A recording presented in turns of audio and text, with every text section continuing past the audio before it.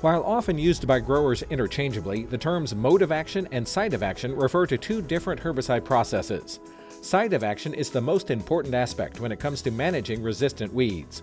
Understanding the distinction is vital to developing a herbicide plan that effectively manages resistance on your operation. Let's start with mode of action, or MOA. This includes all herbicide interactions with the plant, from application to final effect.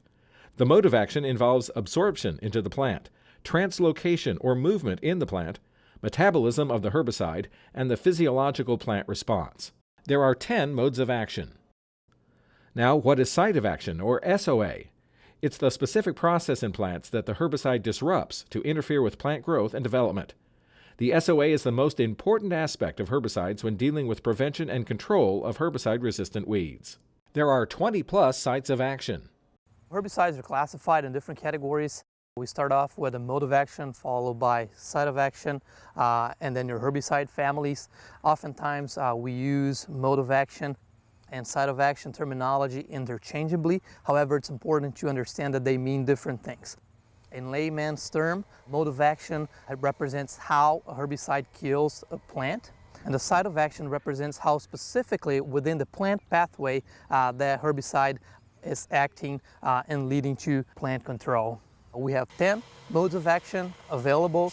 8 of those are commonly used, but then we have 18 different sites of action. So for instance, some of the modes of action have multiple sites of action within them. So mode of action is a broader category, and the site of action is a more specific category within the different modes of action that are available. The National Weed Science Society has numbered each group of herbicides under the same MOA and SOA for ease of reference when planning your herbicide program. As a grower, it's important to read labels and have these types of resources on hand. Primarily, growers will need to understand how different sites of action work and what species they are effective in controlling. This helps them develop an effective herbicide program that combats their troublesome weeds and improve yields while managing resistance issues. We have several cases of herbicide resistance out there. It's been about 30 years since the last site of action became available to us in the row crop production world. So my point here is that the tools are very limited. The weeds keep on evolving resistance, so we got to look back at our programs and see how we're diversifying it, because what we want to do, we want to maintain those tools that are effective for as long as possible in our toolbox. A long-term solution to fighting weeds means properly using different sites of action. After those sites of action are identified, think about those various modes of action they lie within and invest in these.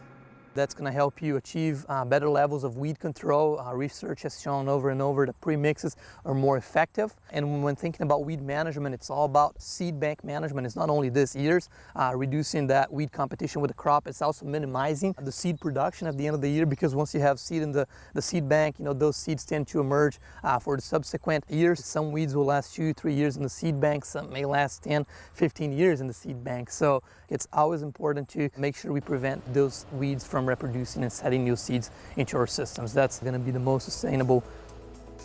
Learn more about our herbicides on the cropscience.bayer.us website.